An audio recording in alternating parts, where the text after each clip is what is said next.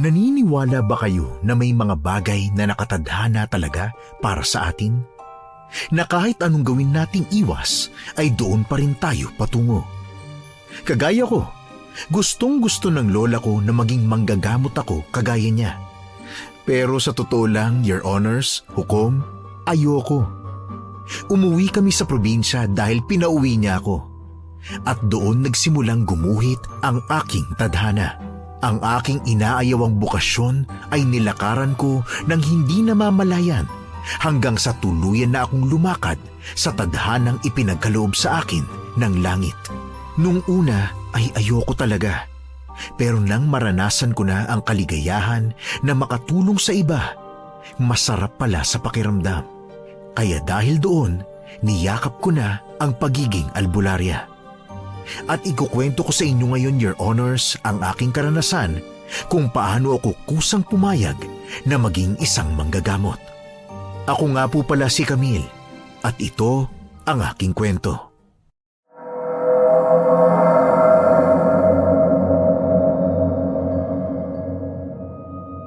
Oh, bakit ba nakabusangot ka pa rin dyan, Ate Camille? Malapit na tayo kila Lola Inday tapos ganyan pa rin ang itsura ng mukha mo. Alam mo naman na ayoko talagang umuwi dito sa probinsya na to, di ba? Oo nga, pero gaya ng sinabi ko, malapit na tayo kina Lola Inday kaya wala ka nang magagawa pa. At saka ano ka ba, ang tagal mo ring hindi nakita ang lola mo ah. Hindi mo ba siya namimiss, Ate Camille? Hindi naman ako sa kanya lumaki eh. Alam mo yan, Von. Bata pa lang ako, sa inyo na ako nakatira. Kina Tita Agnes at Tito Mart. Nakita ko lang naman si Lola Inday nang mamatay si Mama at saka si Papa eh. Pero kahit na, ate, maswerte ka nga eh, may lola ka pang makakasama. Eh ako, patay na ang mga lolo't lola ko sa side ni na Mama at Papa. Tsaka isipin mo, baka naman kasi namimiss ka lang ng lola mo, kaya gusto ka niya makita. Buti na nga lang talaga at may contact siya kina Mama at Papa. At least ngayon, alam mo na gusto ka niyang makasama. Ay nako, buti na lang talaga at pumayag sina Tito at Tita na sumama ka sa akin. The best cousin ever ka talaga. Alam mo naman ako, mahilig ako sa adventure, di ba? Ay, yan naman ang hindi ko namana. Alam mo naman ako, mas gugustuhin ko na humilata na lang sa bahay at matulog. Oo nga. Saka iniisip ko rin, ano naman ang pagkakaabalahan natin sa bahay ni Lola Inday? Siguradong wala namang internet dun. Ay nako, mga kabataan nga naman ngayon oh.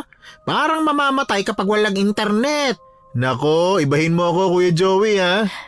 Siya nga pala Kuya Joey. Ilang minuto pa ba bago tayo makarating sa Barrio Isidro? Siguro mga 15 minutos pa. Pero sa lubak ang mga daan ha. Sa tingin ko ay mahihirapan tong kotse na makadaan ng maayos. Kaya baka mga 20 to 25 minutes pang itatagal ng biyahe natin. Ay grabe, ang hassle naman. Eh bakit ba kasi itong Vox na kotse yung pinadala sa atin ni Mama, di ba? Alam naman niyang ang baba ng sasakyan na to. Kaya mahihirapan talaga to sa mga lubak-lubak. Ano ka ba naman, Von? Ako nga ang nahiyakin na Tita Agnes eh. Biruin mo, pinahiram niya tong kotse na to, saka si Kuya Joey. Ilang linggo rin tayong magtatagal dito sa probinsya na to. Isipin mo na lang yung hassle na wala silang driver ng isang linggo, di ba? Okay, sa bagay. Hoy, Kuya Joey, mabuti naman at pumayag ka rin sumama rito. Aba bakit naman hindi? Parang feeling ko nga magbabakasyon lang ako. At saka, para naman maiba ang lugar na pinagmamanihohan ko, no? Lagi na lang puro building ang nakikita ko sa Maynila eh. Dito, tingnan nyo ang paligid oh. Sobrang relaxing. Puro puno, walang usok, walang traffic. Nakaka-relax, di ba? Matagal-tagal na rin akong hindi nakakapunta sa mga probinsya na katulad nito. Nagsimula yun nung maging driver ako ni na Ma'am Agnes sa Maynila. Kaya yun, sinamantala ko na yung pagkakataon para din masamahan ko kayong dalawa, di ba? Yun nga po yung pilit kong pinapaintindi dito kay Ate Camille, Kuya Joey. Yung tipo bang maiba naman, di ba? Wala nga akong pagkakaabalahan dito eh. Nako ate, bakit kasi hindi mo na lang tingnan in a good way, di ba? What if, ganito ha? Habang nandito ka sa probinsya, pagtunan mo ulit yung pagbablog mo. Ay, siya nga pala. Oo, Camille. Nagbablog ka nga pala ng mga pagkain na kinakain mo, di ba? Oo, kuya. Pero hininto ko kasi nahihiya akong mag-video kapag marami ng tao. Di matutuloy mo yun dito. Kasi nga, wala namang masyadong tao sa mga probinsya na katulad nito. At kung makikita man nila na nagvi-video, siguradong hindi sila mangingialam o wala silang pakialam. Paano? Wala nga internet dito, di ba? Paano yun? Paano ako mag-vlog? Okay, ganito ha. Di ipunin mo na lang muna yung mga video mo, tapos pagbalik natin sa Maynila, saka mo i-upload. Di ba? Simpleng-simple. Malay mo, ito talaga yung path mo, ang pagbablog. Ay naku, alam mo Von, hangang-hanga talaga ako sa talino mo eh.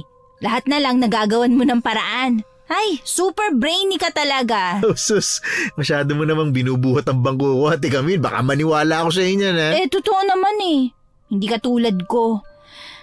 Matagal na akong tapos sa pag-aaral pero hanggang ngayon, hindi ko pa rin alam kung anong gusto kong takbo ng buhay ko. Nakakahiya nga kina tito at tita eh. Pinag-aral nila ako ng kolehiyo pero hindi ko pa rin magamit-gamit yung pinag-aralan ko. Hindi ka naman pinipressure ni na mama at papa. At saka Camille, bata ka pa naman. Kuya Joey, bata pa ba yung 28? Abay oo, makapangasawa ka ng hapon. Hindi umaga, kundi hapon. Palabiro talaga to si Kuya Joey no? Ay nako, kayong dalawa, pinapatawa ko lang kayo dahil masyado nang nauwi sa seryoso yung usapan ninyo dyan sa likod eh. Akala ko nga mag-iiyakan pa kayo, Diyos ko po. Ay teka, bakit kaya hindi muna tayo kumain ano? Nagugutom na ako eh. May mga chips naman tayong baon dito Kuya Joey Ito naman si Von no, ayoko niyan eh. Gusto ko yung kanin talaga. Alam mo naman, kanin is life ako eh, di ba? Extra rice connection to, boy. Ay, teka. Ayun no, may karinderya. Ay, marami-rami din ang kumakain, no? Naku, siguradong masarap ang pagkain dyan. Doon na lang tayo kumain sa bahay ni Lola Inday, Kuya Joey. Alam niya kasi na parating tayo ngayon eh. Baka naghanda siya para sa atin ng pagkain. Oo nga Kuya Joey. Ilang minuto na lang din naman at makakarating na tayo, di ba? Ay, sa bagay, singin na nga. Matitis ko pa naman tong gutom ko eh. Hindi nagtagal ay nakarating na nga kami sa bahay ni Lola Inday. Hindi ganun kalakihan ang bahay niya. Isang palapag lang yun pero malawak. Malawak din ang bakuran niya kaya nakapag-park kami ng sasakyan sa mismong loob. Narinig niya yata ang pagdating ng sasakyan namin kaya doon pa lang siya lumabas para salubungin kami. Ay, ate, ang tanda na nga talaga ni Lola Inday no? Halos puti na yung lahat ng buhok niya At saka may kapayatan din pala siya no? Oo nga eh. Alam mo ba kung ilang taon na siya, Ate Camille? Sabi ni Tita Agnes, mga nasa 80 years old na siya. Kaya siguro gusto ka na niya makasama at makita, Camille. Baka nga po, Kuya Joey. Okay siya, mauna na kayong bumaba ni Von. Sige, Kuya Joey. Dadalhin na rin namin yung mga bag namin, ha? At sige, at ako naman ang bahala dun sa mga grocery na pinabot ni Ma'am Agnes kay Lola Inday. Sige, Kuya Joey. Halika na, tara na, Von. Ay, nako! Nako, apo ko! Magandang tanghali po, Lola Inday. Ay, nako! Mas maganda ka pa sa tanghali! Kamukha-kamukha mo ang anak ko. Ang tatay mong si Arturo. Masaya ako na makita na ulit kita, apo. Ay, nako, payakap naman si Lola. Sige ho. Ay, nako. Masaya ako na nayayakap na kita ng mahigpit. Ako rin naman ho, Lola. Ay, teka lang. May kasama ka pala. Sino naman ito kasama mo?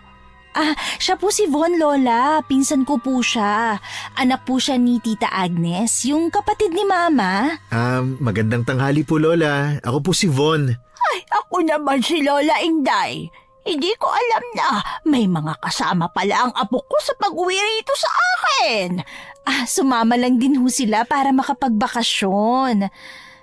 Ay, Lola, ito na po pala si Kuya Joey. Siya naman po yung family driver nila Von na pinasama rin po ni Tita Agnes dito para maging guardian namin at para makasiguro po sila na ligtas po talaga kaming makarating dito. Ay, magandang tanghali ho, Lola. Ay, magandang tanghali rin sa'yo, iho. Salamat sa maingat mong pagbabaneho, kaya ligtas kayong nakarating. May oo naman ho, Lola. Aba, gusto ko naman pong mabuhay ng matagal eh. Hindi ko pa nahahanap ang the one and only ko eh. Abay, nakakalungkot namang mamatay ng binata, hindi ho ba? Ay, binata ka pa pala? Ay nako, hindi lang ho halata. Medyo may edad na ho kasi. Pihikan kasi ako, Lola. Ganda ko kasing lalaki, no? Baka rito na lang ako maghanap ng the one and only ko. Mapagbiro ka talaga, Kuya Joey. Ganda daw niyang lalaki. Pihikan daw ho siya sa babae.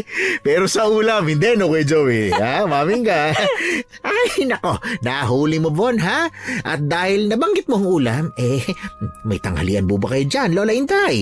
Ay naku, pasensya na kayo. Nilagang kamote lang ang tanghalian ko eh. Umaatake kasi tong rayuma ko. Ay, aroy. Hindi ko kayang makapaglakad ng malayo kaya hindi ako nakapunta sa talipapa para makapamalengke. Ay, pasensya na talaga, ha? Ay, naku, wag ho kayong humingi ng pasensya, Lola. Ayos lang ho yun. Oo nga, Lola. Sakto at may dala rin ho kami mga grocery dito. Magluluto na lang po kami. Ay nako, wala pa rin ako nabibiling bigas eh. Nako, kanin is life pa naman ako. Nakakahiya. Ay, pasensya na talaga kayo, ha? Okay lang po yun, Lola. Kakain na lang po kami sa labas. Ay, tama ho, oo nga ho. May nakita ho kaming karinderyang nadaanan namin kanina. O ano, doon na lang tayo kumain. O sige, tara ho, Lola. Sama na rin ho kayo sa amin para sabay-sabay na ho tayong kumain ng tanghalian. Ay, nako, wag niyo na akong isama. Busog pa naman ako. Kayo na lang ang kumain sa labas. Sigurado po kayo, Lola? Ay, oo naman na po. Sigurado ako. Ipasok niyo na muna ang mga gamit niyo sa loob ng bahay, tapos kumain na kayo sa karinderya na tinutukoy niyo. Siguradong gutom na kayo. Ay, nakakahiya dahil wala man lang akong nahihanda sa inyo.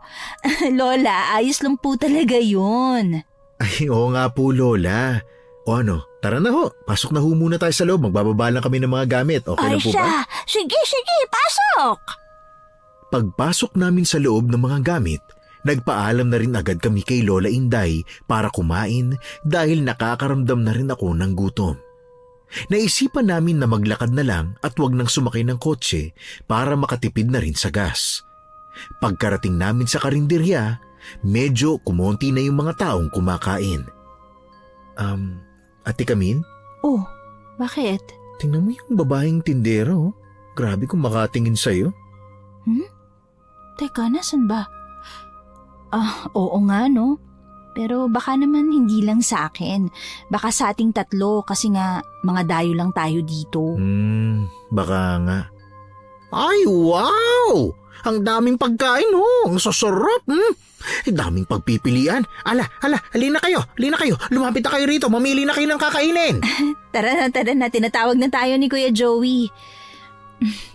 Von, ano bang gusto mong kainin dyan? Ang totoo ate, medyo hindi muna ako kakain. Busog pa kasi ako eh. Panay ang kain ko ng mga chichirya sa sasakyan kanina habang nagbabiyahe tayo. Sigurado ka?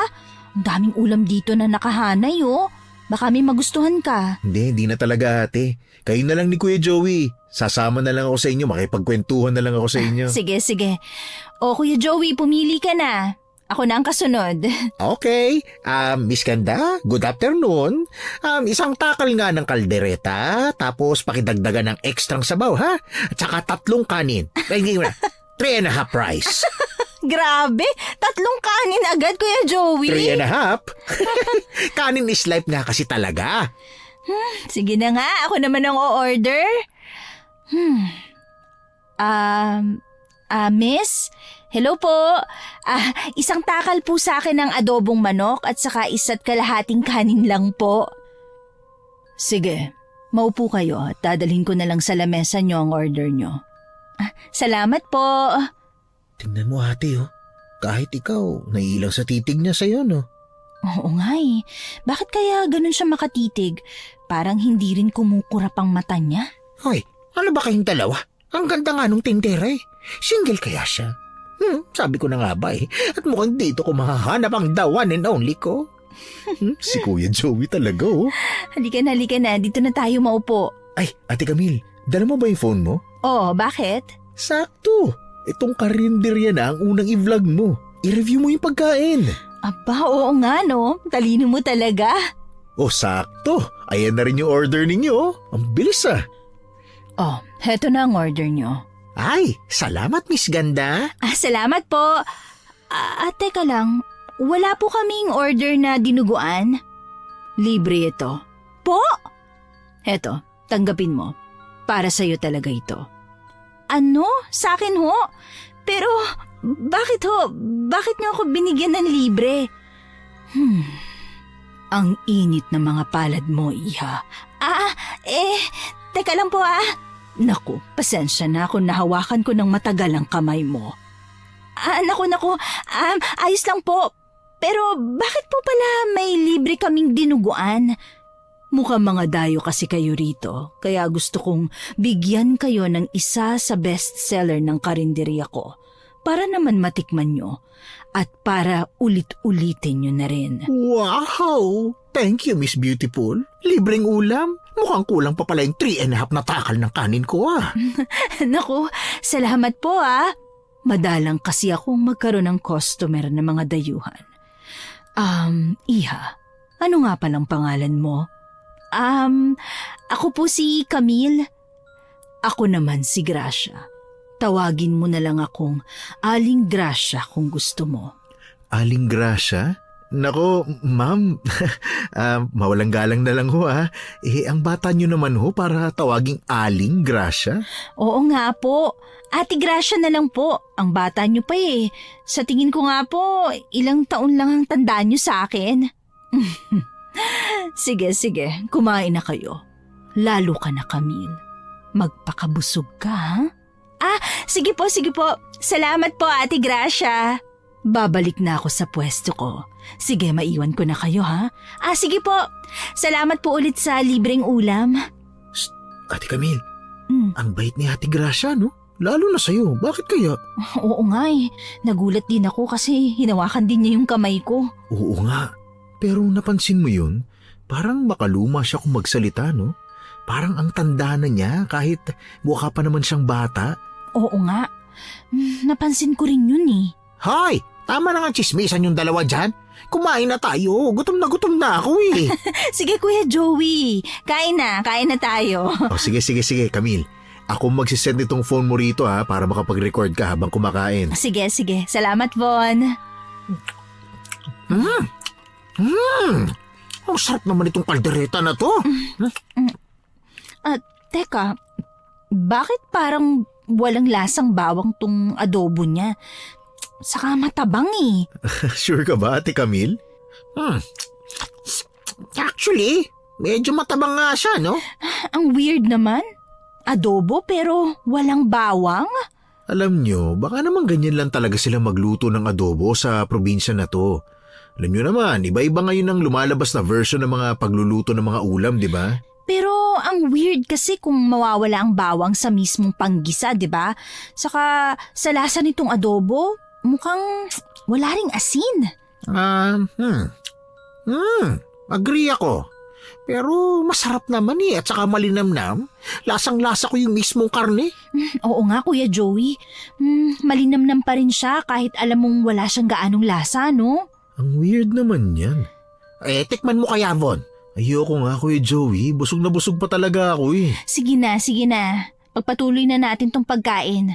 Masarap pa rin naman talaga kahit matabang at hindi lasang bawang. Correct. Nasanay lang siguro ako sa mabawang na adobo. Ganun kasi magluto si Tita Agnes Oo nga, ate. Talagang walang tipid-tipid sa bawang si Mama no? Parang adobong bawang na yun na may konting baboy. Sinabi mo pa. Alam nyo, ang sarap din itong dinuguan, no? Tikman mo, Camille, dali. Okay rin naman. Lasang dinuguan. Pero matabang talaga Mas mabuti pa siguro kung patayin mo na muna yung pagre-record na yan, Von. Sige, oo nga. Baka isipin pa ni Ate Gracia sinisiraan natin yung karinderya niya. Hindi masarap naman kasi talaga, no? Matabang lang, pero malinamnam. At saka, lasang-lasa talaga yung ulam. Uy, parang hindi ka naman nasasarapan dyan, Kuya Joey Grabe yung asab mo Hinay-hinay lang, huy. Hindi ka maubusan ng kanin. Kinagabihan hukom, maaga kaming nagpahingang lahat. Bukod kasi sa busog na busog talaga kami sa kinain namin nung tanghalian, pagod na pagod din kami sa biyahe. Kaya mag-aalas 8 pa lang ng gabi ay nakahiga na kami. Apo? Lola, saan po kayo galing? Eto, kinuha kita ng bagong kumot. Ay naku, salamat po. Salamat at pumayag kang magkatabi tayong matulog ngayon, ha? Ayos lang, Lola. Tayo naman po talaga magtatabi dito sa isang kwarto habang sila Von at Kuya Joey magkatabi dun sa kabila. Kasi di ako makapaniwala na ang laki-laki mo na. Bata ka pa noong huli kitang makita. Matagal na po yun, Lola. Sa katunayan niyan, may mahalaga kasi talaga akong sasabihin sa'yo kung bakit nakiusap ako kay Agnes na makauwi ka dito sa probinsya. Ano po ba yung mahalagang sasabihin nyo, Lola Inday? Hindi magiging madali ang sasabihin ko sa iyo, Apo. Pero gusto kong humingi sa iyo ng pabor. Ha?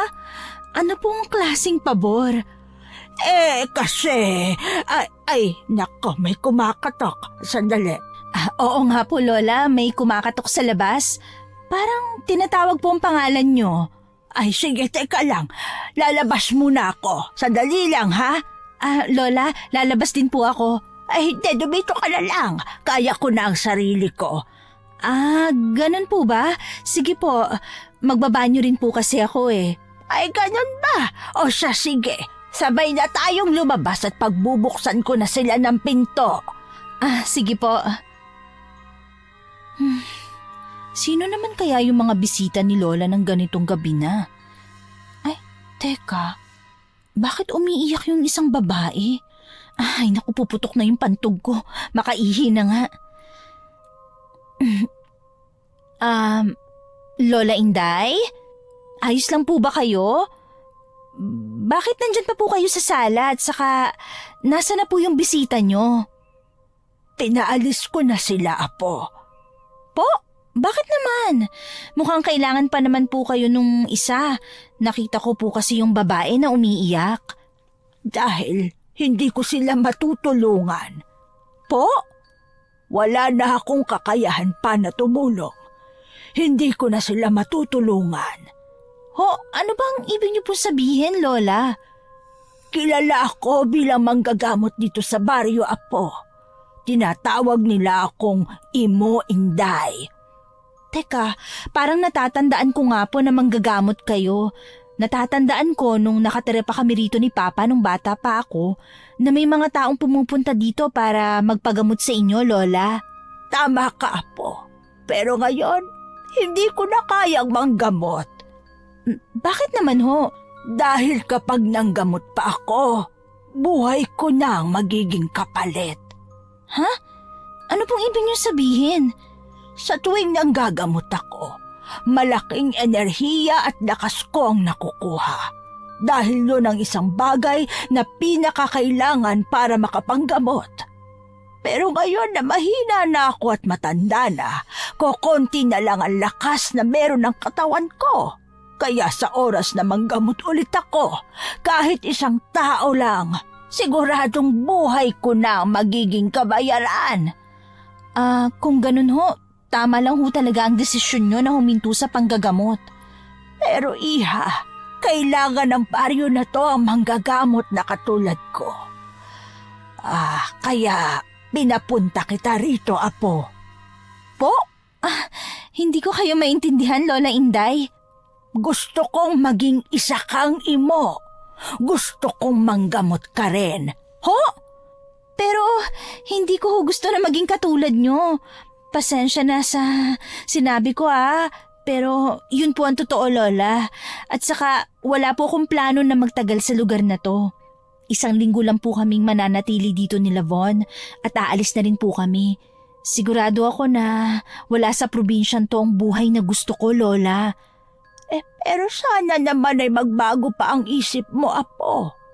Nananalaytay sa dugo mo ang isang manggagamot na katulad ko. Huwag mong sayangin ang kakayahan na yan. Pasensya na, Lola. Hindi pa naman po ako sigurado sa kung anong buhay ang gusto ko. Pero nasisiguro ko po na wala rito ang buhay na gusto ko. Lalo na ang panggagamot. Sige, Lola. magpapahinga na po ako. Hukom, hindi ko na hinintay pa ang isasagot ni Lola dahil pumasok na ako sa loob ng kwarto namin. Kinabukasan, pinilit kong hindi masyadong pansinin si Lola Inday at niyaya na lang sina Von at Kuya Joey na maglakad-lakad sa labas. Sa paglalakad namin, may nadaanan kami na nagkakagulo sa may gilid ng daan. Napatigil ako sa paglalakad, lalo na nang matanaw ko ang isang pamilyar na muka. Ay, nako, Von, Camille, mukhang may kaguluhan doon, no? Tingnan nga natin. Uy, oo nga no. Tara Ate Camille, tingnan natin. Huy, Ate Camille, bakit nakatulala ka dyan? Nakita ko na kasi yung babaeng yun eh. Sino dun? Yung babaeng umiiyak. Ha? Paano mo naman yun nakita? Ay, nako, Diyos ko! Anong nangyayari dyan? Hala, ano kaya yung nakita ni Kuya Joey dun? Tara Ate Camille, lumapit na tayo, bilis! Sige, sige. Ha? Hala! Grabe! Nakakatakot naman yan! Ay, nako mga bata, lumayo na kayo rito. O siya, sige na, umalis na tayo rito. Bakit ganon? Anong nangyari dun sa matandang lalaki? Camille, Von, tara na kayo, bilisan nyo. Ate Camille, tara na! Sige, sige. Ay, nako, grabe. Nakakatakot yung itsura ng lalaking yun. Siguro namatay na yun dahil sa sobrang kapayatan. Yung itsura nga yun malamang mayroong sakit na dala yun. Kaya nga niyaya ko na kayong umalis doon. Bakit naman ho kaya naging ganun ang itsura nun, Kuya Joey? Ano sa tingin nyo? Alam nyo, parang hindi na normal yun eh. Halos kapit na sa buto yung balat niya. Tapos lubog na lubog yung pisngi at parang hugis bungo na yung ulo niya. Ay, nako, Von. Hindi ko rin alam eh. Baka nga kasi may malalang sakit kaya mabuti na lang at umalis na tayo. Actually, bukod dun, iniisip ko kung bakit nakatenga lang yung katawan dun sa gilid ng kalsada. Siguro asawa niya yung umiyak na babae, no? Ay, naku siya nga pala, Ate Camille. Sabi mo nakita mo yung babaeng umiyak, di ba? Saan? At saka paano? Nakita ko siya kagabi sa bahay. Kumatok siya at hinahanap si Lola Inday. Ha? Talaga? Hindi naman namin namalayan yun ah. Ang sarap kasi talaga ng tulog namin ni Von kagabi Bakit naman hinahanap ng babae si Lola Inday? Magpapagamot. Siguro yung lalaking yun ang ipapagamot niya. Kaso, hindi ginamot ni Lola. Hindi na raw kasi niya kayang manggamot eh. Naku, kawawa naman. Mukhang ang lala pa naman nung naging sakit ng lalaking yun. Ay nako, tama na nga ang usap natin tungkol dyan. Ayun no, malapit na tayo dun sa karinderya. Kumain na lang ulit tayo ron. Gutom na ako eh. Ay nako, busog pa ako Kuya Joey. Maaga pa naman kasi para magtanghalian. Ikaw naman. Ikaw ba, Camille?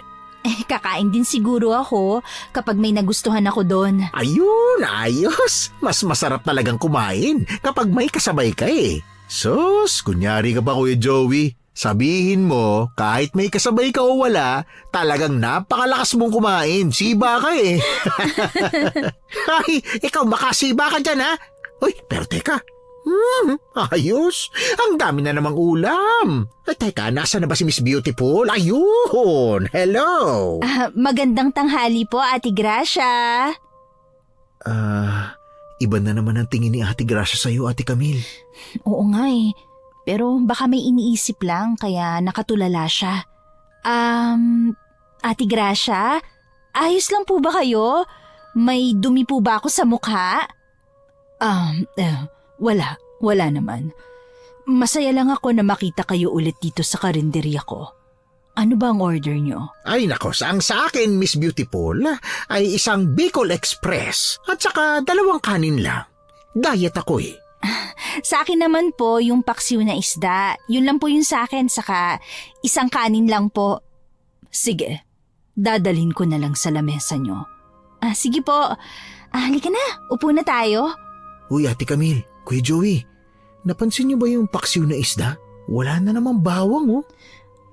Oo nga no. Alam nyo, iniisip ko, baka kasi mahal ang bawang dito. Sa bagay, baka nga. Ito na ang order nyo. Ay naku, libre na naman po ba tong nilaga na to, Ate Gracia? Oo, para sa inyo ulit yan. Ay naku, nakakahiya na po 2 beses nyo na po kaming binibigyan ng libreng ulam. Wala yon. Ay, ayos. Napakabait mo talaga, Miss Beautiful. Kiss kita, Salamat po sige, kumain na kayo. Teka lang Ate Gracia, pwede po ba ako makibanyo? Ihing-ihi na po kasi ako Oo naman, kaso nasa loob ng bahay ko ang banyo. Wala akong banyo na pampubliko. Sige, ayos lang po yun. Ikaw ang bahala. Dito ang daan. Ituturo ko lang sa'yo at iiwan na kita kasi baka may dumating pa akong ibang customer. Sige lang po Ate Gracia. Salamat po Halika, dito ang daan. Salamat po. Iwan na muna kita, Iha. Sige po Ate Gracia, salamat. Ay, sa wakas, nakaihi na rin. Kala ko puputok na ang pantog ko sa sobrang pagpipigil Teka, ano yung naririnig ko? Saan ang gagaling yun? Parang may nahihirapang huminga. Hindi ako pwedeng magkamali. Dito ko yun narinig. San kaya yun? May kasama kaya si Ate Gracia dito? Ayun, may matandang lalaki. Pero bakit siya nakahiga sa mismong hapagkainan? Anong ginagawa mo rito? Ate Gracia, kayo po pala. Pasensya na kung hindi agad ako nakalabas pagkatapos kong magbanyo. Narinig ko kasi na parang may nahihirapang huminga, kaya hinanap ko. Sino ba yung lalaking yan at saka bakit nasa lamesa niyo nakahiga? Tiyuhin ko yan. Huwag mo na siyang pansinin kasi lasing siya. Inumaga na naman ang uwi kaya dyan na naman siya nakatulog sa lamesa. Sigurado po ba kayo? Kasi parang may dinadamdam siya Para siyang nahihirapang huminga. Nangingitim na rin po kasi yung mga labi niya Ang payat-payat na din po niya. Ganyan na talaga ang pangangatawan ng tiyuhin ko. Naparami na naman siya ng inom ng alak. Hayaan na natin siya dyan. Kapag naistorbo siya sa pagtulog, baka magwala lang yan. Nakakahiya sa mga customer sa labas. Tara na, baka lumamig na yung sabaw mo dun sa labas. Sige po. Salamat nga po pala ulit sa pagpapagamit sa banyo nyo. Wala yun. Oh, Ate Camille, bakit ang tagal mo? Nakita ko pa kasi yung tsuhin ni Ate Gracia Akala ko kung napapano na kasi parang nahihirapang huminga. Lasing na lasing lang pala. Hoy, kumain ka na, Camille. Maubusan na kita ng nilaga, Uy, oo nga. At saka baka hinihintay na rin tayo ni Lola Inday, kaya bilisan nyo na dyan. Sa hapunan, hindi sumabay sa amin si Kuya Joey dahil medyo masama daw ang pakiramdam niya. Kaya maaga na siyang nagpaalam para mahiga. Mag-isa akong naghuhugas ng mga pinggan dahil naliligo naman si Von nang lumapit sa akin si Lola Inday. Apo. Lola, Apo, sana naman mabago ko pa ang isip mo. Maraming kaguluhan ang nangyayari dito sa baryo. Kailangan ko ng tulong mo. Lola, pasensya na po talaga. Kung pipilitin niyo po ako sa bagay na hindi ko gustong gawin, mapipilitan po kung hindi natapusin ang 1 linggong stay namin dito at aalis na po kami. Hoy, Ate Camille! Von, Bakit naman ganyan ka makipag-usap kay Lola Inday? hindi mo ko naiintindihan Oh, teka, saan ka pupunta? Ay naku, Von. Sundan mo yung apo ko. Oo Lola, ako na hong makakausap sa kanya. Iuwi ko siya rito. Ate Camille! Ate Camille! Hoy, saan ka ba pupunta ha? Huwag mo nga akong sundan. Gusto ko mapag-isa. Hoy ate, gabi na. Hindi natin parehong alam ang lugar na to. Madilim din ang paligid, baka kung mapano pa tayo. Gusto ko ngang mapag-isa. Hindi nga pwede, sasamahan kita. Bumalik ka na. Uuwi rin ako mamaya. Mapanganib nga ate. Sinabi ko rin kay Lola na iuuwi kita ng ligtas. Ay, Hoy ate, bakit ba ganun ka makipag-usap kay Lola Inday? Bakit mo sinabi na hindi na natin tatapusin ang 1 linggong bakasyon natin dito? dahil gusto niya na magstay na ako dito. Dito sa probinsya. Asing magstay dito? Dito na talaga? Bakit naman? Dahil gusto niyang akong pumalit sa kanya bilang manggagamot dito sa baryo na to. Pero bakit daw? Dahil hindi na niya kaya manggamot. Teka, bakit naman ikaw? Hindi ko rin alam. Basta ang sinabi niya lang, nananalaytay sa katawan ko ang dugo ng isang manggagamot. Basta nonsense. Saka isa pa, wala sa bukabularyo kung manatili dito ng matagal. Alam mo naman na ayaw ko talaga dito nung una pa lang, di ba? Pero ate, pasensya ka na ha. Hindi mo siya dapat Kung kinakausap na... sesermonan mo lang ako. Ha? Hoy, Von! Okay ka lang ba? Bakit parang nakakita ka yata ng multo dyan? Uy! Ano, ayos ka lang ba? Uy! Ate, tingnan mo yun. Ano yun? Hindi ko masyadong makita eh. Medyo malabo yung mata ko. Teka, parang matandang kuba. Hindi ko rin maaninag masyado eh. Madilim. Lapitan kaya natin. Hindi ate, nakakatakot eh. Parang may tungkod pa siyang dala ho. Lapitan lang natin para makasiguro tayo. Naku, mauna ka na. Dito na lang ako sa likod mo ha. Sige. Uy ate, nakakatakot yung itsura niya o yung postura niya, tingnan mo. Umuwi na lang kaya tayo. Teka, baka naghihintay siya ng masasakyan eh. Lola? Lola, ano pong ginagawa niyo dito sa dilim?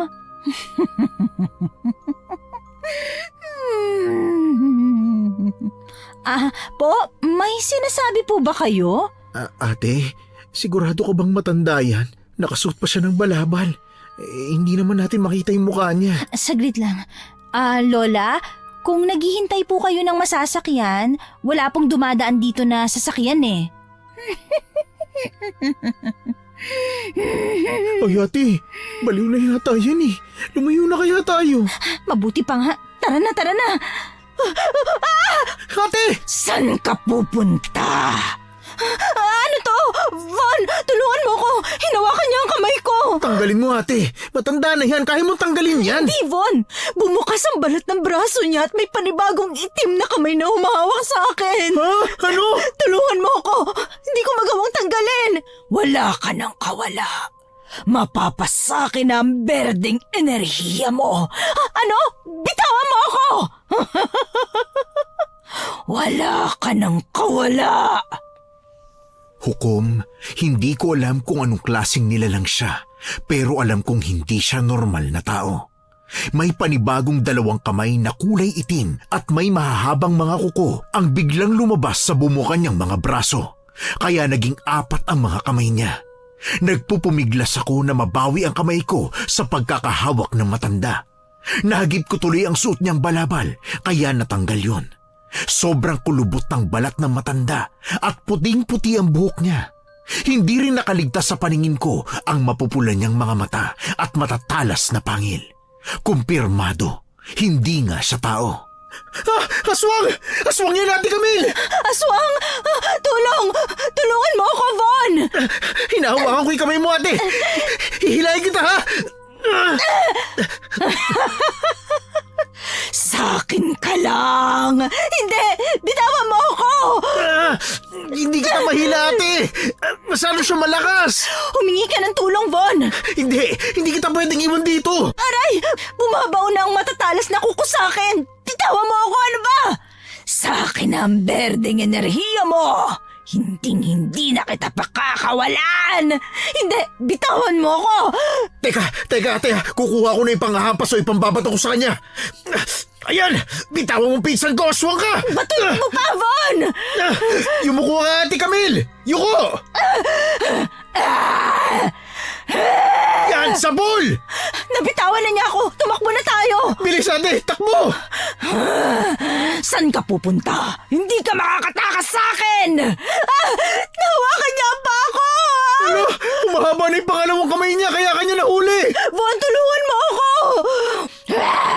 Wala kang takas sa akin! Ate! Akala mo makakatakas ka pa? Von, tulong! Ate! Dahil hindi ako basta matanda lang, hindi ako papayag na hindi ko makukuha ang gusto ko mula sa'yo. Ano ba? Bitawan mo ako! Von, tulong! Ate Camille! Hindi kita mahili! Masyadong malakas yung kamay nung humihila sa'yo! Ano ba? Umalis ka sa ibabaw ko! Huwag mo akong daganan! Huwag kang malikot! Mabilis lang ito! Dudukutin ko lang gamit itong mga itim kong mga kamay ang berdeng enerhiya mo. Ganun lang kadali. Pagkatapos, pakakawalan na kita! Ano? Ayoko! Bitawan mo ako! Umalis ka! Umalis ka sa ibabaw ko! Von! Tulungan mo ako! Layon mo pinsan ko! Ano ba? Bitawan mo ang buho ko! Huwag mong hilahin ang buho ko! Bitawan mo ako! Hindi! Sige Kala pa! mo, ah! Sige pa, Von! Oo! Ate Camille, sige, ako bahala! Tama na! Bitawan mo ako! Uy, bakit Ate Camille? Anong nangyayari sa'yo? Napupunit na ang noon niya dahil sa pagigit mo sa buhok niya! May lumalabas din na isa pang itim na kamay sa noon niya! Ano? Seryoso ba yan? Ate, naku, hawak na rin ako nung isa pa niyang kamay! Ate! Nasasakal ako! Naangat na niya ako sa lupa! Ilang kami pa bang lalabas sa katawan mo, ha? Bitawan mo siya! Ito, buhangin! Sasabuyan ko ang mata niya! Itong sayo! Mga mata ko! Wala akong makita! Ang sakit! Bakit mo ko sinabuyan ang buhangin, ha? Nabitawan na niya ako, ate! Halika na! Tumakbo na tayo! Huwag kang lilingon! Bilisan mo! Bilis! Malapit na tayo sa bahay! Lola! Lola! Pagbuksan niyo kami ng pinto! Lola, Inday! Ay, teka! Ano nangyayari sa inyong dalawa? Pasok! Pumasok kayo! Lola! May umatake sa amin na aswang sa labas! Ano? Isara na ho natin yung mga bintana dahil baka nasundan kami rito. Teka, kumalma na muna kayo. Maupo kayo rito. Hindi ho, paano yung mga bintana? Hindi na kayo masusundan nun. Puno ng pangontra sa aswang at masasamang bagay ang bahay at bakuran ko. Maupo kayo. Sige na. Ay, grabe ang panginginig ng inyong katawan. Nako, ayos lang ba kayo? May aswang po na umatake sa amin, Lola. Pero Lola, mas inatake niya po si Ate Camille. Ay, totoo ba yun na po? Opo. Anong itsura ng aswang na yon? Matanda po siya. Sobrang tanda po na mukha niya. Pati yung balat niya kulubot. Tapos bigla na lang pong bumukas yung balat ng braso niya at may panibagong mga kamay ang lumabas doon. Kulay itim at mahahaba ang kuko. Nung nasugatan naman ho yung noo niya dahil sobrang paghila ko sa buhok niya, may panibagong isang kamay rin hong lumabas doon. Sinakal pa nga niya ho ako eh. Aswang na huklubang bruha. Ha? Ano? Aswang na huklubang bruha? Ano po yun, Lola? Yun ang klase ng aswang na may kakayahan din na mambarang. Sa tuwing nasusugatan sila ng malaki, may mga itim na kamay na lumalabas sa balat nila. Yun ang ginagamit nila para makahawak sa biktima nila. Yung mga normal na kamay kasi nila, mahihina na. Yung mga itim na kamay, yun naman ang malalakas. Ha? Teka, naalala ko may gusto ho siyang kunin kay Ate Camille. Di ba, Ate Camille? Anong gusto niyang kunin sa'yo, Apo? May binabanggit siyang berdeng enerhiya. Yun ang paulit-ulit niyang sinasabi. Ang berdeng enerhiya mo! Lola, ano po ba yun? Mahabang kwento. Bukas ko ipapaliwanag sa inyo lahat kapag kalmado na kayo. Lalo ka na, Apo. Sa ngayon, makabubuti kung magpapahinga na muna kayo ni Von. Oo, tama ho. Mabuti pa nga ho. Hindi ko alam kung makakatulog ako na maayos. Natatakot pa rin ako, Lola. Ligtas kayo rito, Apo. Manggagamot ako. Puno ng pangontra ang bahay ko kaya walang makakapasok dito na aswang na makakapanakit sa inyong dalawa. Magpahinga na kayo. Salamat po, Lola. Tara na, Ate Camille. Tama si Lola. Magpahinga na muna tayo. At nagpahinga na nga kaming lahat, hukom. Kinaumagahan, maaga kaming nagising ni Von dahil hindi rin naman talaga kami nakatulog ng maayos. Nakatulala lang ako sa pagkainan habang inaalala ang nangyari kagabi. Ate, nasaan ba si Lola Inday? May pinuntahan lang siya saglit. Babalik din daw kaagad. Hindi na nga ako makapaghintay kasi gusto ko nang itanong sa kanya lahat-lahat eh. Ate, itong kape. Magkape ka muna. Hindi kaya mas magandang pagkakataon to para umalis na tayo ng baryong ito, Von? Umalis na tayo. Mapanghanib kasi dito eh. Pero talaga bang kaya mong iwan si Lola Inday nang mag-isa rito pagkatapos nung mga nangyari sa atin? Matagal na siyang nakatira dito. Wala naman nangyari sa kanya. Saka ligtas naman siya dito sa bahay niya dahil gaya ng sinasabi niya, puno ng pangontra tong bahay. Sa bagay, may punto ka nga naman dun.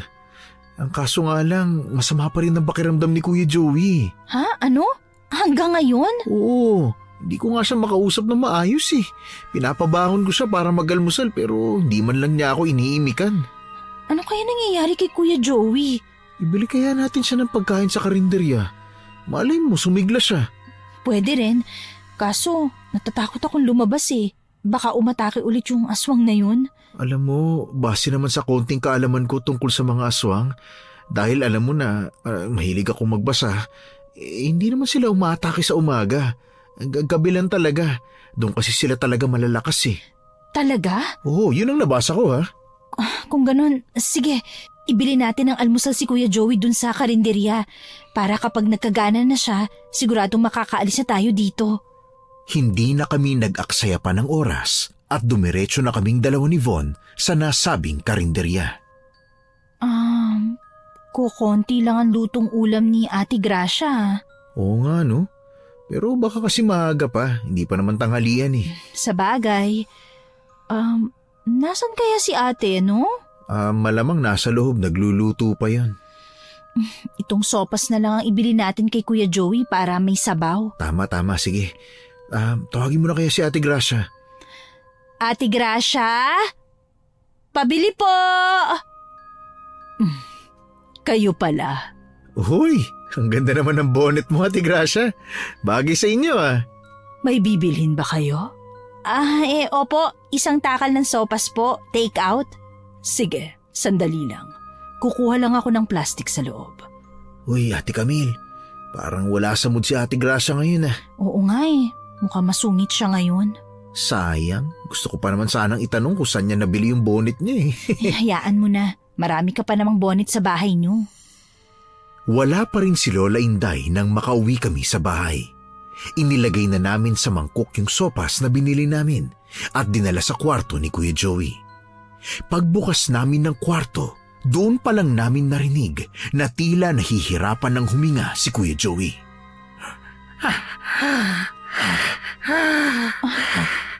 Kuya Joey? Ate Camille, ano nangyayari kay Kuya Joey? Hindi ko rin alam eh. Parang kinakapos siya ng hininga at saka nangingitim yung labi niya. Uy, Kuya Joey! Kuya Joey! Naririnig mo ba kami? Gumising ka, hoy! Teka. Oh, bakit ate? Ganito rin yung nakita kong sitwasyon sa tsuhin ni Ate Gracia eh. Yung sinabi mong nakita mong nakahiga sa lamesa kasi lasing? Oo, yun nga. Hindi naman nagiinom si Kuya Joey. Hala, tingnan mo to, Von, no? Nangingitim ang palibot ng leeg ni Kuya Joey. Bakit parang may bukol din siya sa leeg? Tingnan mo, Ate Camille, oh. Parang may bumubukol dito, oh. Yan, oh. Oo nga. Anong nangyayari sa kanya? Uy, Kuya Joey! Kuya Joey, gumising ka! Gumising ka, Kuya Joey! Kung naririnig mo man kami, Kuya Joey, imulat mo yung mga mata mo! Kuya! Ayos ka lang ba? Ay, teka! Anong nangyayari dito? Lola, tulungan mo kami. Parang may mali kay Kuya Joey eh. Pagpasok namin dito, nahihirapan na siyang huminga. Nangingitim din ang palibot ng leeg niya at parang may bukol pa. Kanina pa rin ho namin siya ginigising pero parang hindi niya kami naririnig. Ay, teka! Tumabi kayong dalawa. Kailangan ko makita ang mga kuko niya. Teka, ngayon lang namin napansin yan, Lola. Oo nga po. Bakit po maitim ang kuko ni Kuya Joey? Ay, nako! Masama ito! Ano po nangyayari, Lola? Mamamatay na siya! Ano ho? Ano? Hindi ho pwede. Nalaso na siya. Nakakain siya ng pagkain na may itim na langis. Ha? Ano po yung itim na langis? Langis yun na nagmumula sa bituka ng isang tao. Kapag hinalo sa pagkain, nagiging lason. Kung galing ang itim na langis sa bituka ng tao, ibig bang sabihin patay na ang pinagkukunan ng langis na yan, Lola? Tama ka, Von. Tinutunaw ng laso na yon ang bituka ng tao kaya nagiging langis ito. At alam kong mahirap paniwalaan ang sasabihin ko pero sa pangatlong araw, mapapasunod ng naglason ang biktima niya para pumunta ito sa kanya. Para makuha ang laso na naipon, tama ho ba? Tama ka. At yun naman ang gagamitin niya sa panlalaso ng iba. Kung susumahin, nasa pangalawang araw na ang pagkakasakit nitong si Joey. Isang araw na lang at mapapasunod na siya na naglason sa kanya at siguradong papatayin na siya ng tuluyan. Hindi pwede. Gamutin niyo siya, Lola. Manggagamot kayo, di ba? Gamutin niyo si Kuya Joey. Hindi ko siya matutulungan na po. Alam mong hindi ko na kayang manggamot pa. Pero hindi pwedeng mamatay si Kuya Joey. Ikaw na lang ang tanging makakatulong sa kanya, Apo. Ako? Bakit ako? Wala akong alam kung paano manggamot. Hindi ba sinabi ko sa'yo na dumadaloy sa ugat mo ang dugo ng isang manggagamot? Dahil ikaw na lang talaga ang susunod na magpapatuloy ng pagiging imo. Ho? Sinabi ko na sa inyo, ayoko manggamot. Kahit ayaw mo, nakatakda ka maging imo dahil pareho tayong may dugo ng babaylan. Babaylan? Ano naman po yun? Teka, alam ko yan. Mga sinaunang manggagamot yan. Panahon pa ng mga Kastila. Kinikilalang makapangyarihan ang mga babaylan noon. Karaniwan silang mga babae. Para silang may kakayahan na makipag-ugnayan sa mga espiritu at mga kalikasan. Pero all in all, manggagamot sila. Tama ang sinabi mo, Von. Sa katunayan yan, kaya ka inatake ng aswang na huklubang bruha ay dahil gusto niyang makuha ang berdeng enerhiya mo.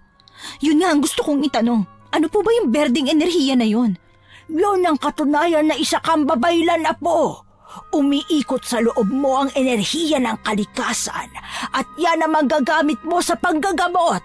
Bakit gusto makuha ng huklubang bruha yun? Dahil may paniniwala na ang enerhiya ng tao ang nagpapabata sa mga aswang na huklubang bruha. Nagpapabata? Anong ibig niyo sabihin, Lola Inday? Kapag nakakuha ng sapat na enerhiya ng tao ang mga aswang na huklubang bruha, nagiging bata ang itsura nila, nagiging maganda, nagiging dalaga, pero sa gabi, bumabalik ang tunay nilang anyo bilang isang matandang babae at yun ang umatake sa inyo kagabi. Pero konti lang ang nakukuha nilang enerhiya sa normal na tao. Pero kung nakuha ng aswang na huklubang bruha ang berdeng enerhiya mo, siguradong hindi na siya babalik sa pagiging matanda niya sa loob ng mahabang panahon. Baka tumagal ng 5 hanggang 10 taon dahil ganon kalakas ang enerhiya ng mga babaylan. Kaya pala ganon na lang ang kagustuhan ng aswang na yun na kunin ang gusto niyang kunin sa akin. Kaya nga, gamitin mo na sa tama ang enerhiya mong yan, Apo. Pero... Kuya Joey! Kuya! Ano nangyayari? Sumusuka ng itim na likido si Kuya Joey. At saka ano to? Mga kuko ba to? Yak! Mga kuko niya! Oo nga! Anong klaseng kuko yan? Parang kuko ng hayop na iba't iba. Palala na ng palala ang sitwasyon ni Joey. Kailangan mo na magdesisyon, Camille. Ikaw na lang ang tanging makakatulong sa kanya. Nasa kamay mo ang paggaling ni Joey. Kuya! Ate Camille, walang masama kung tatanggapin mo ang pagiging babaylan mo. Hindi yan isang bagay na dapat mong takbuhan. Oo na! Gagamutin ko na si Kuya Joey. Tinatanggap ko na, Lola. Kuya Joey, kumapit ka lang ho ha. Matutulungan na ho kayo ni Ate Camille. Ramdam ko na ang panghihina ni Joey. Ano pong dapat kong gawin, Lola? Paano ko siya matutulungan? Kailangan nating makakuha ng mga halamang gamot na ilalaga. Saan po tayo kukuha ng ganon? Huwag ka mag-alala.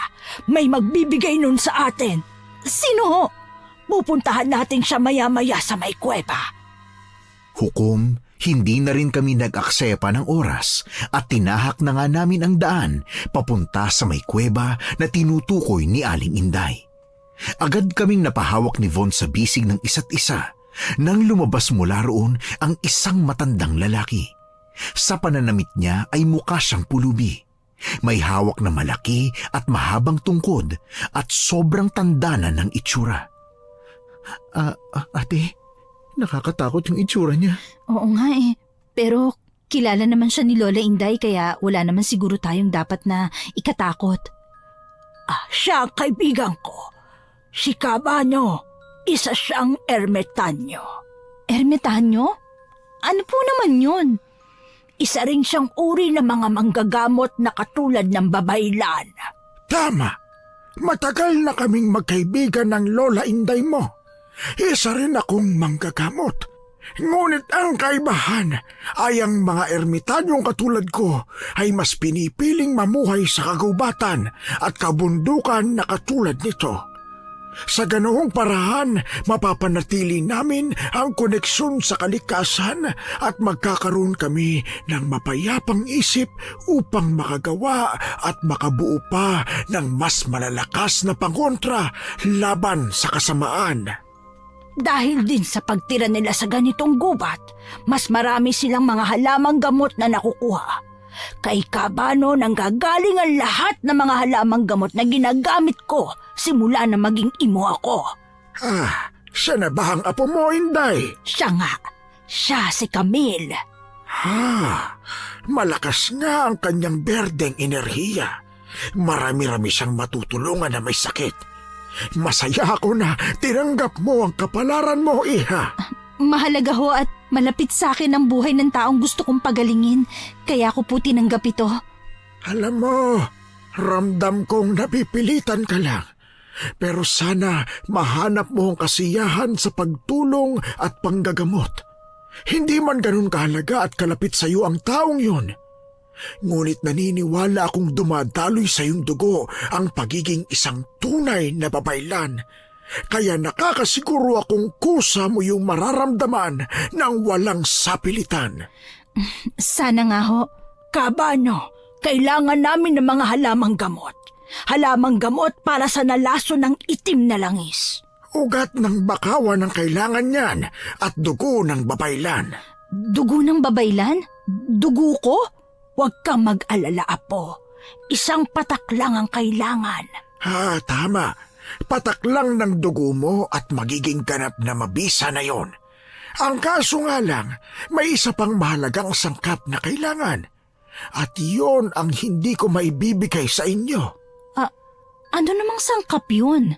Ang buhok ng naglason sa biktima. Ha? Hindi nga ho namin alam kung sino yung gumawa nun kay Kuya Joey. Madali lang yan. Kailangan lang nating malaman kung ano ang huling kinain ni Joey. At yun na ang magtuturo sa atin kung sino ang aswang. Huling kinain ni Kuya Joey? Bicol Express ba yun? Hindi ko na matandaan eh. Wala naman po kaming ibang kinain bukod sa mga pagkain sa karinderya ni Ate Gracia eh. Teka, Ate Camille, Bakit? si Ate Gracia ang aswang. Siya yung huklubang aswang. Ano? Paano mo naman nasabi yun, Von? Hindi ba napunit yung noo at anit ng aswang kagabi dahil sa pagkakahila ko sa buhok niya? Tapos kaninang umaga, nakakapagtaka na may suot siyang bonnet. Parang coincidence naman masyado, di ba? Tama ka. Tama nga, Von. Kaya pala walang kalasa-lasa yung mga niluluto niya dahil walang bawang at asin. Mga sangkap na pangontra sa aswang. Oo nga. Pero bakit ganun? Bakit si Kuya Joey lang ang nalason? Bakit ako hindi? Kumain din naman ako ng pagkain na niluto niya eh. Minsan nga may libre pa siyang ulam na binibigay sa akin. Kinakain ko rin naman yun. Dahil nga malakas ang enerhiya mo, anak. Hindi ka basta-basta nagkakasakit. Kaya pala. Kung nagkakasakit man ay isang beses sa isang taon lang. Diba, Ate Camille? Minsan nga, hindi pa eh. Kung ganon, siya pala ang aswang na huklubang bruha na pumapatay dito sa baryo. May naalala pa ako. Ano yon na po? Maaaring hindi niya pala tsuhin yung matandang lalaki na nakita ko sa kanila dahil pareho sila ng kalagayan ni Kuya Joey. Ibig sabihin, biktima lang din yun. Tama ka, Ate Camille. Nasa harapan ko na pala ang biktima niya. Ang susunod niyang papatayin tapos naniwala ako ng ganun-ganun sa kanya. Huwag mong sisihin ang sarili mo, Apo. Ang sama niya.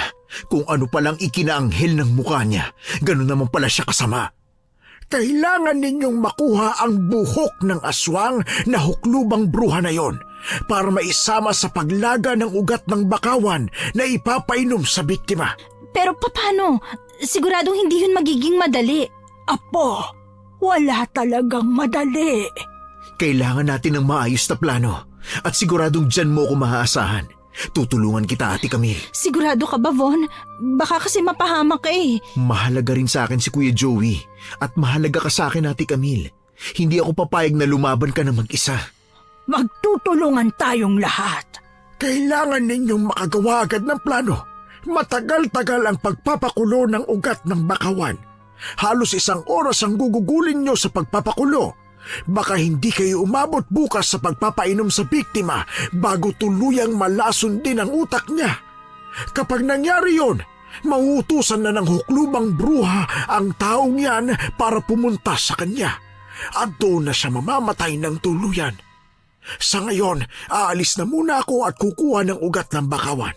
Sa pagbabalik ko ay may dala na akong halamang gamot na mailalaga ninyo. Salamat po. Salamat ka, Bano. O siya, babalik ako. Mga kalahating oras din kaming nag-isip ni Von hanggang sa tuluyan na nga kaming nakabuo ng plano. Hindi na kami nagsayang pa ng oras at nagpaalam na kami ni Von na aalis na kami papunta sa karinderya. Si Lola naman ang nagbabantay kay Kuya Joey. Matalas ba yung binigay na gunting sa'yo ni Lola Inday? Oo, nasubukan ko kanina. Matalas talaga. Nasa na? Nandito sa bulsa ko, ate. Okay, basta siguruhin mong hindi manginginig ang kamay mo sa paggupit dahil siguradong mararamdaman niya yun. Sige, ate. Ulitin mo nga yung plano natin. O-order tayo ng pagkain. Dun mo kakainin. Kailangan mong ipakita na kumakain ka pa rin para hindi niya tayo pagdudahan na may alam na tayo kung sino ba talaga siya. Total, sabi naman ni Cabano, hindi tumatalab sa iyo ang lason kaya safe mong kainin yon. Tapos kapag paalis na siya, bigla mong harangan yung daan niya at kakausapin mo siya. Dahil nasa likod niya ako, doon ko pa simpleng gugupitin ang buhok niya. Ganun lang, Ate Camille. At kapag nakakuha na tayo, aalis na tayo agad, tama ba? Mismo. Okay, sige. Tara na. Hukom, nagmadali na kami papunta sa karinderya. Ayun, sakto. Walang ibang kumakain. Walang makakakita sa gagawin natin. Kaya natin to, Von. Para kay Kuya Joey. Para kay Kuya Joey. Tara na, ate. Magandang hapon, Ate Gracia. Magandang hapon din sa'yo, Camille. Kakain ba kayo? Kukonti na lang ang mga natira kong ulam. Wala na akong bagong luto.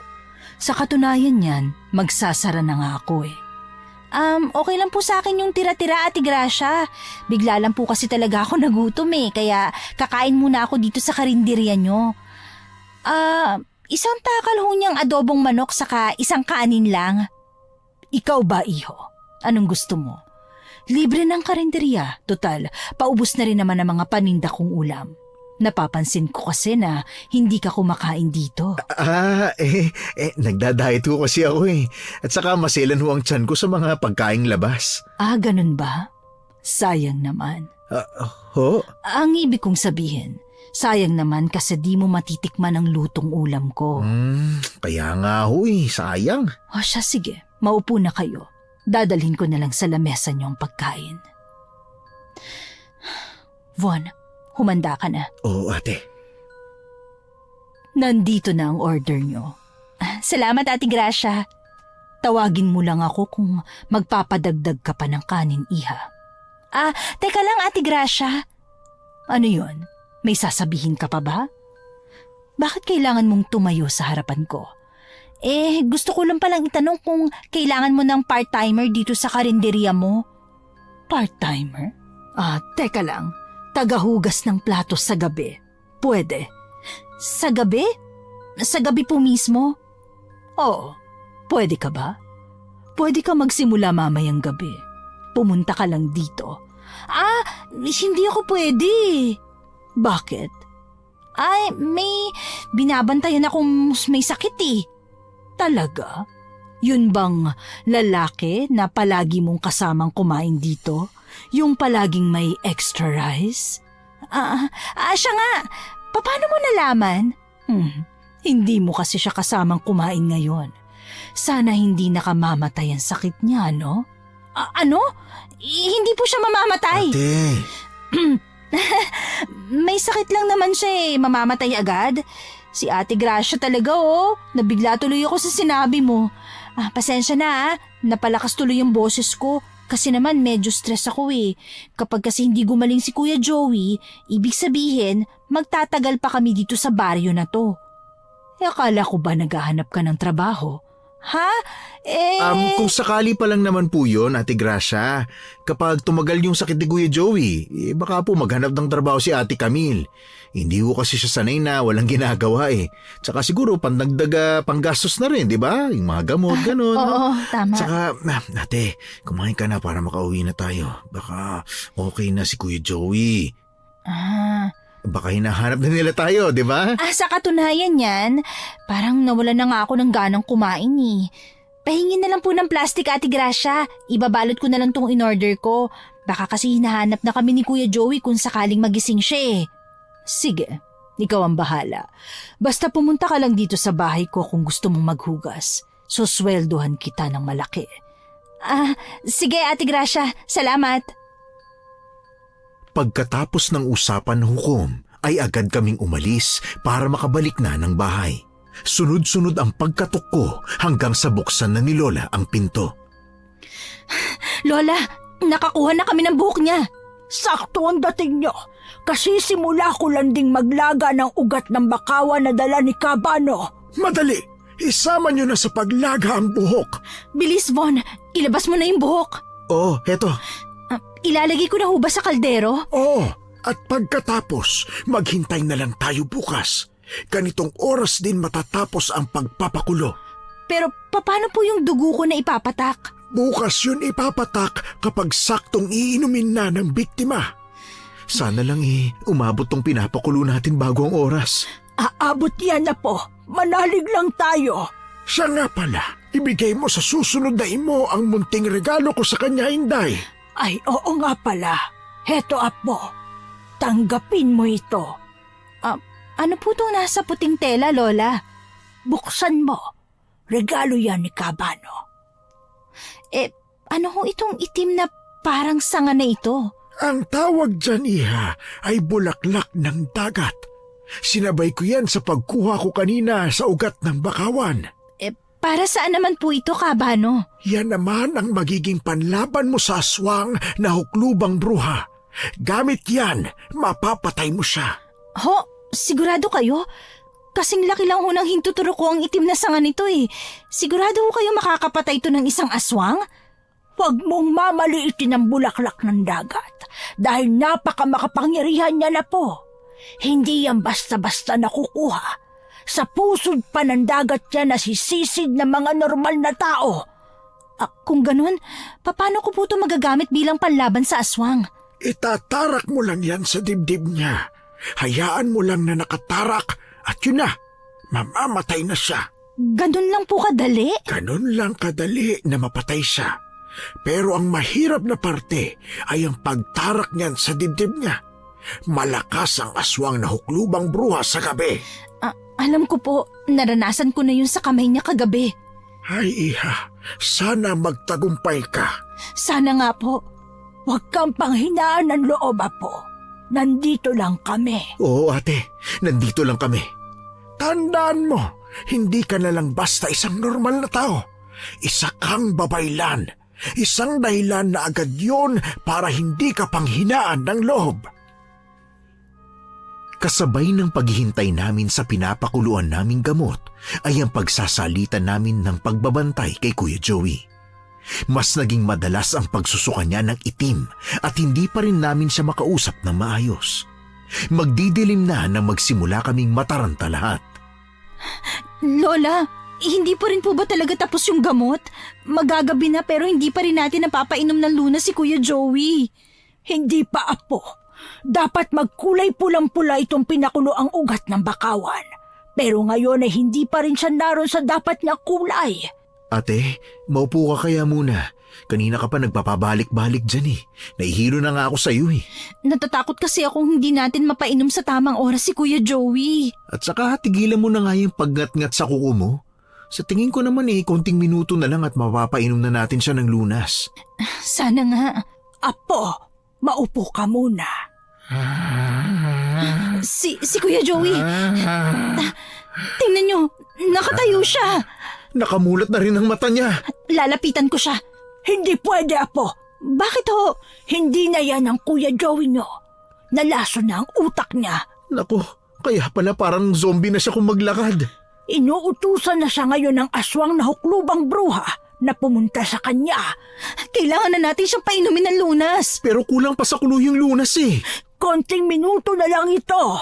Kung ganon, gagawin ko ang makakayo ko para mapigilan siya na makaalis. Pero apo, delikado. Bahala na, Lola. Mag-iingat ka, ate. Babantayan ko ang lunas. Kuya Joey, hindi ka pwedeng lumabas. Naririnig mo ba ako? Hindi ka pwedeng lumabas. Hindi ka makakadaan sa harapan ko. Tabi!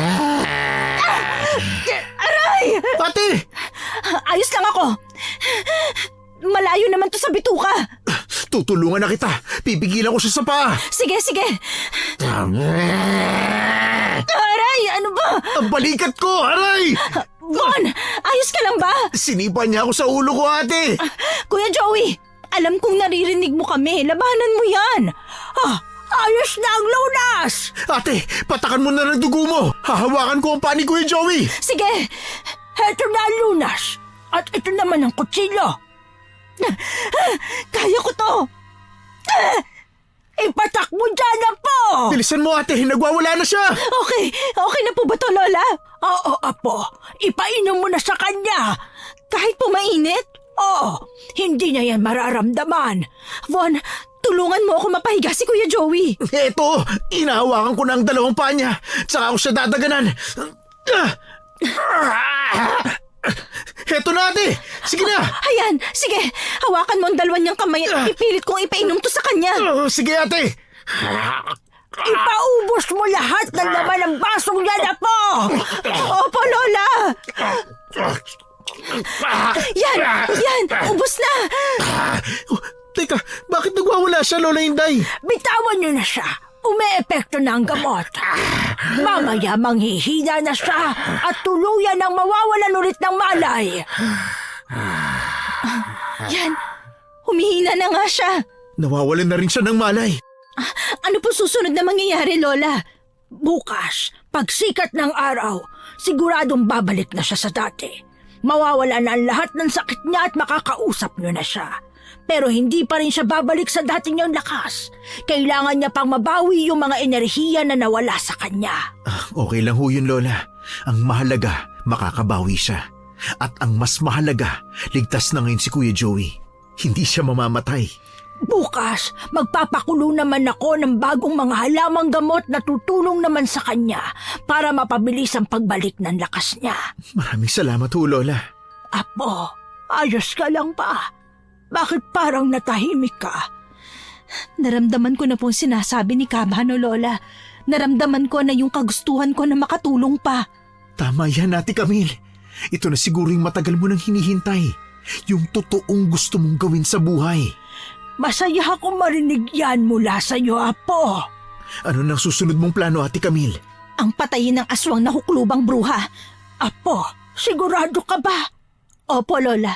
Hindi na ako natatakot ngayon. Sasama ako sa iyo, Ate Camille. Sige, Kailan mo babalak gawin ang pagpatay sa aswang? bukas ng gabi. Gusto ko munang hintayin na magising si Kuya Joey para wala na akong ibang iisipin pa. Tama, mabuti pa nga, ate. Tamang ideya yan. Kinabukasan, nagising na nga si Kuya Joey. Nang masiguro namin na ayos na talaga siya, naghanda naman kami ni Von para sa pagpunta namin kay Ate Gracia. Dala ko ang binigay na armas sa akin ni Kabano, habang may dala namang bawang at asin si Von. Dumiretso na agad kami sa bahay ng aswang. Dahil gabi na, sarado na ang karinderya. Von, bukas ang pinto. Talaga? Hindi kaya sinadyayang buksan ng huklubang bruha? Hindi ko alam. Basta, akong unang papasok ha. Sa likod lang kita. Oo, ate. Dahan-dahan lang tayong papasok. Naku, ate, ang dilim. Shh! May naririnig ako. Ano kaya yun? Ate, kumagalaw yung tumba-tumba na upuan. Sigurado nakaupo siya ron. Yun pala yung naririnig ko. Parang ganitong-ganito yung nakikita ko sa mga horror movies eh. Baka maingay. Baka marinig tayo. Akala nyo talaga kahit nakatalikod ako ay hindi ko alam ang pagdating nyong dalawa. Malayo pa lang, amoy na amoy ko na ang mabangong enerhiya mo. Alam kong darating ka. Ay na, ate. Tumatayo na siya. Maging alerto ka, Von. Oo, Ate Camille. Kilala ka namin kung sino ka. Kilala ka namin, Ate Gracia. Isa kang aswang na huklubang bruha. Alam ko, dahil hindi dumating ang inaasahan kong enerhiya kagabi. Kaya alam kong alam nyo na kung sino ako. Nagawa niyong kontrahin ang lason ko. Dun pa lang, alam ko na agad na kilala nyo na ako. Kaya pala parang inaasahan mo talaga kami. Talagang sinadya mo pa na buksan ang pinto ng bahay mo. Siyempre, marami na kayong atraso sa akin. Nakikita nyo ba to? Itong malaking sugat sa noo ko. Hindi pa gumagaling dahil hindi ako nakakuha ng enerhiya ng tao kagabi. Mas lalo ring tumanda ang mukha ko. Lahat ng yon ay dahil sa pagiging pakialamero nyo. Hindi na ako dapat na magpakagalit. Dahil nandito na kayo. Anong ibig mong sabihin? Siyempre, Camille. Ikaw ang kapalit ng naudlot na enerhiya na makukuha ko sana kagabi. Enerhiya mo pa lang. Bayad na lahat ng atraso mo. Unang kita ko pa lang sa'yo ng araw na yon, nakita ko na agad ang enerhiya mo. Ikaw agad ang pinunteriya ko kaya binibigyan kita ng libreng ulam. Pero nung pangalawang araw na hindi ko naramdaman na tinatablan ka ng mga kinakain mo, doon ko napatunayan na espesyal ka. Hindi ka basta-basta, kaya naisip kong direktang kunin sa'yo ang enerhiya mo. Kaso nga lang naudlot. Pero ngayon, sisiguruhin ko magtatagumpay ako. Yun ay kung magtatagumpay ka talaga. Dahil nakakasiguro kami na hindi yun mangyayari. Nandito ako para labanan ka at tapusin na ang kasamaan mo. Sa tingin mo, ganun lang yung kadaling gawin ang isang tulad mo? Tulad ko? Baka nakakalimutan mo. Sa'yo mismo nang galing na espesyal ako. At alam mo ba kung bakit espesyal ako? Dahil isa akong babaylan. Babaylan? Tama ka. At ako ang tatapos sa kasamaan mo sa baryong to. Hindi ka na kahit kailan makakapambiktima ng tao. Hindi ka na makakakuha ng enerhiya. Hindi ka na babalik sa pagiging dalaga at magandang itsura. Mananatili ka na sa matanda at kulubot mong mukha. Hindi ako papayag. Tingnan natin kung sinong unang mamamatay sa ating dalawa. Ngayon na, Von, batuhin mo na siya ng asin. Sige, ate. Etong sayo! Sumugod ka na ngayon, Ate Camille! Hetong sayo! Aray, lumabas na naman ang itim niyang kamay, Von! Ang lakas na naman niya! Aray! Ano tong hawak mo? Teka, bulaklak ba ng dagat to? Saan mo to nakuha? Nakikita ko ang takot sa mga mata mo. Bakit? Dahil alam mong itong papatay sa'yo, ha? Ikaw ang una kong papatayin! Von, hagisan mo pa ng asin! Sige, ate! Nasa akin ang isa pa niyang kamay, ate! Hindi ko na rin siya magawang hagisan ng asin! Este blue sulfate. Aray! Aray, ang sakit ang tiyan ko! Aray! Von! Yan ang nararapat sa katulad mong pakialamero! Anong ginawa mo kay Von? Bakit siya namimilipit sa sakit? Wala ka sigurong alam tungkol sa tulad kong aswang. Isa akong uri ng aswang na kayang mambarang at mangkulam. At yun ang ginawa ko sa pakialamerong lalaki na yan! Aray! Von! Ano ba? Bitawan mo ako! Hindi kita bibitawan hanggat hindi ko nakukuha ang gusto ko mula sa'yo! Sakit talaga, ate! Sobrang sakit! Von! Ngayon, tayong dalawa na lang. Tayong dalawa ang magtutuos. Kung gusto mo naman, ibigay mo sa akin ang berdeng enerhiya mo ng kusa kapalit ng pagkawala ng sakit ng lalaking yon. Hindi. Ililigtas ko ang sarili ko at ililigtas ko ang pinsan ko. Layuan mo ako! Hindi lang yan ang kaya kong gawin sa'yo. Talagang palaban ka. Sige, tingnan ko lang kung may laban ka pa sa orasyon ko. Von! Von! Ate! Namimilipit na sigmura ako, ate! Nagsusuka na rin ako! Parang hindi ko na kaya! Von, namumudla ka na! Tulungan mo ako, ate. Parang may kuwano sa tiyan ko. Ano? Ano yan? Patingin! Ano meron sa tiyan ko? May kamay na tumutulak sa loob ng tiyan mo! Ano? Aray! Von! Parang may gustong lumabas sa tiyan ko, ate. Yung kamay! Yung kamay! Parang binubutas yung tiyan mo! Ibigay mo na ang gusto ko at pakawalan mo mula sa sakit ang lalaking yan. Kapag nang madikas ka pa, yung kamay na nakikita mo, lalabas yan at mabubutas ang tiyan niya. At yun ang magiging sanhi ng pagkamatay niya! Ate! Ate, please, tulungan mo Itigil mo ako! na akong mapahirap sa kanya! Eto sa'yo! Ang mata ko! Walang iya ka! Pasimple ka pang kumuha ng asin kaya lumapit ka sa kanya! Bakit wala akong makita? Hindi lang yan dahil kulang pa yan! Papahiran ko ng asin ang sugat mo! Eto! Aray! Ano nga kala mo? Mapapatay mo ako ng ganun-ganun na lang, ha? Paano mo ako nakikita kahit wala kang paningin, ha? Dahil nararamdaman ko ang enerhiya mo. Naaamoy kita. Ngayong hawak na ulit kita. Wala ka magagawa kung hindi isuko ang berdeng enerhiya mo. Dahil kung hindi, baka mamatay na rin ang lalaking yan. Hindi ka ba naaawa sa kanya? Nakalupagi na siya sa sahig habang namimilipit sa sakit. Ate Camille! Sige! Kunin mo na ang kailangan mo! Wag! Ate, wag! Sabi ko na nga ba, at ako ang magwawagi sa ating dalawa. Huwag ka mag-alala. Matatalas ang kuko ko, kaya hindi kita pahihirapan habang mabilis ko lang na ipapasok itong kamay ko sa tiyan mo para makuha ko ang enerhiya mo. Sige na, gawin mo na.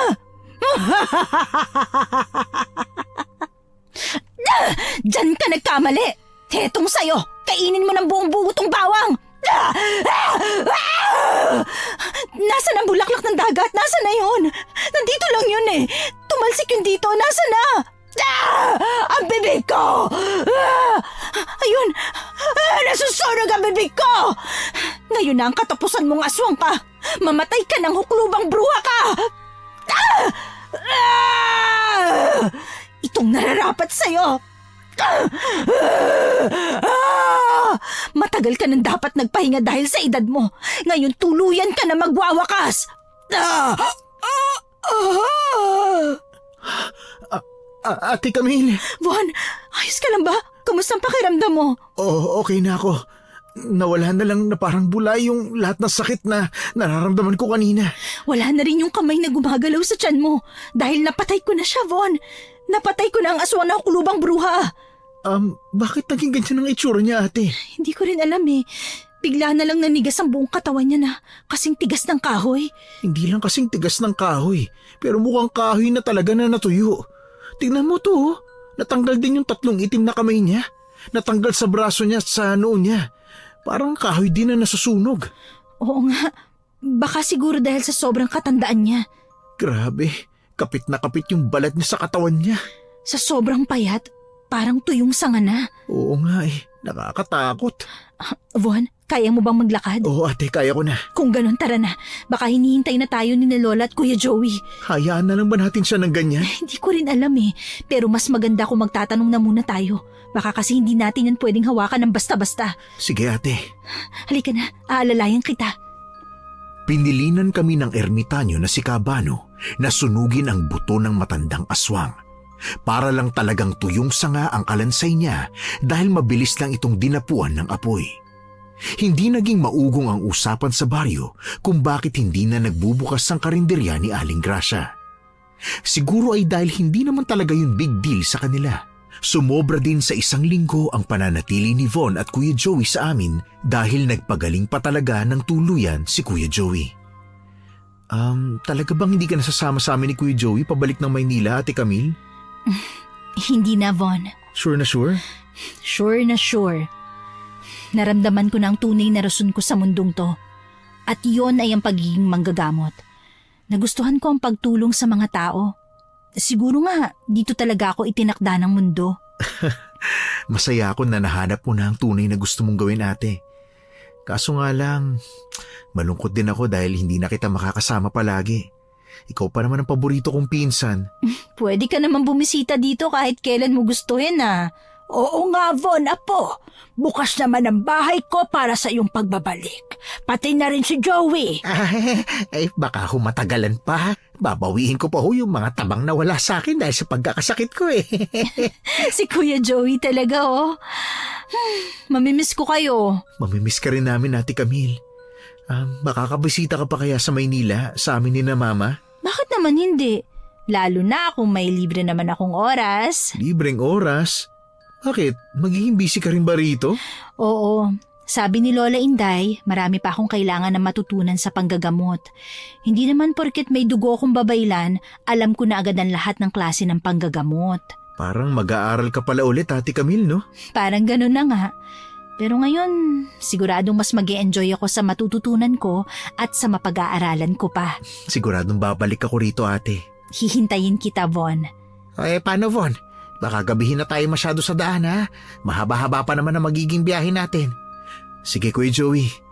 Ate Camille, Lola Inday, mauna na ho kami, ha? Ay, teka lang. Bakit ho, Lola Inday? Ay, heto. Dalhin niyo ito sa biyahe. Bawang, asin at kalamansi. Oo, yung bawang at asin. Alam nung pangontra yan sa aswang o sa kahit na anong elemento. Para saan naman hutong kalamansi? Yan naman ang ipapatak nyo sa kakainin nyo sa mga lutong labas o luto ng iba para iwas na sa mga ganong klase ng lason. Uy, wow! May nalalaman ka na kaagad na ganyan, Ate Camille, ha? Tinuro lang yun ni Lola. Ay, nako. Sigurado matatagalan na rin akong hindi kakain sa labas. Ayoko na muna. No, no, no. Nagtawanan na lang kaming lahat sa huling banat ni Kuya Joey bago sila tuluyan na talagang magpaalam sa amin ni Lola Inday. Kumakaway pa kaming dalawa ni Lola habang papalayo ang sasakyan nila. Pagkatapos, isang ngiti ang pinagsaluhan namin ni Lola Inday bago kami tuluyang pumasok ng sabay sa loob ng bahay. Ngayon, hindi na lamang mag-isa si Lola. Kasama na niya ako ngayon at sabay kaming tutulong sa mga taong nangangailangan.